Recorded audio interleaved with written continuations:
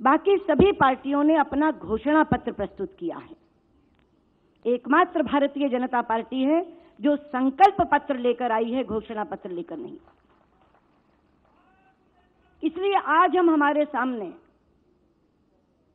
घोषणाएं करने नहीं आए हैं, बल्कि इन संकल्पों को पूरा करने का व्रत लेने के लिए आए हैं। और मुझे विश्वास है कि देश हमारी बातों पर इसलिए भरोसा करेगा कि 2014 में जो हमने कहा उससे कहीं ज्यादा करके दिखाया है।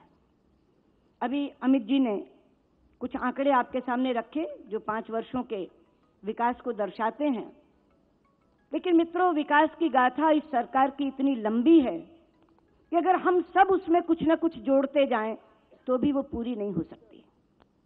मैं कुछ ऐसे आंकड़े आपके सामने रखना चाहूंगी जो अंतर्राष्ट्रीय जगत में लोगों को चौंका रहे हैं। जब मैं इंटरनेशनल फोरा से कहती हूं कि हमने 34 करोड़ नए बैंक खाते खोले हैं, 340 million new accounts have been opened, और यह विश्व का सबसे बड़ा आर्थिक समावेश है, the highest financial inclusion in the world, तो लोग चौंक जाते हैं। जब मैं उन्हें पुरानी सरकार की तुलना करके अपनी सरकार का अध्ययन देती हूं कि पुरानी सरकार में हमारे यहां 12 किलोमीटर हाईवेज पर डे बनते थे, प्रतिदिन बनते थे, और आज 29 किलोमीटर पर डे बन रहे हैं, तो वो चौंक जाते हैं। जब मैं उन्हें बताती हूं कि हमारे यहां रूरल रोड्स पिछली सरकार में 69 किलोमीटर प्रतिदिन 69 किलोमीटर पर डे बनती थी, और आज 134 किलोमीटर 134 किलोमीटर पर डे बन रही है, तो वो चौंक जाते हैं। जब मैं उन्हें डिजिटल इंडिया के अंदर की प्रगति बताती हूं कि पहले हमारे यहां केवल 59 गांव 59 villages were connected with optic fibre, और आज 1,16,000 गांवों में ऑप्टिक फाइबर बिक चुका है, तो वो चौंक जाते हैं। जब मैं उन्हें बताती हूं कि हमारे देश में कॉमन सर्विस सेंटर पहले 83,000 थे, 83,000, और अब 3 लाख से ज्यादा बन गए हैं, तो वो चौंक जाते हैं। जब मैं उन्हें बताती हूं कि पहले देश में मोबाइल फोन बनाने की केवल 2 फैक्ट्रियां थीं, आज भारत में 127 मोबाइल फैक्ट्रीज आर फंक्शनिंग, तो वो चौंक जाते हैं। और जब हम उन्हें बताते हैं कि हमारे देश में ईज ऑफ डूइंग बिजनेस का आंकड़ा पहले 142 था, 142वां, लेकिन मोदी जी के नेतृत्व में 65 अंक ऊपर उछलकर हम अब 77वें स्थान पर पहुंच गए हैं, तो वो चौंक जाते हैं। और अंतर्राष्ट्रीय जगत के लोग डेवलपिंग कंट्रीज में, विकासशील देशों में शिक्षा और स्वास्थ्य के क्षेत्र में क्या हो रहा है, इसे जानने के लिए बहुत उत्सुक होते हैं।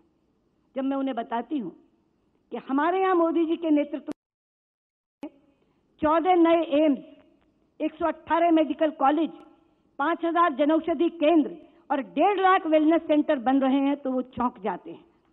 और जब मैं शिक्षा के क्षेत्र में उन्हें बताती हूं कि हमारे यहाँ 14 triple IIT, 7 IIT, 7 IIM, 1 NIT, 103 केंद्रीय विद्यालय और 62 नवोदय विद्यालय खोले गए हैं, तो वो चौंक जाते हैं।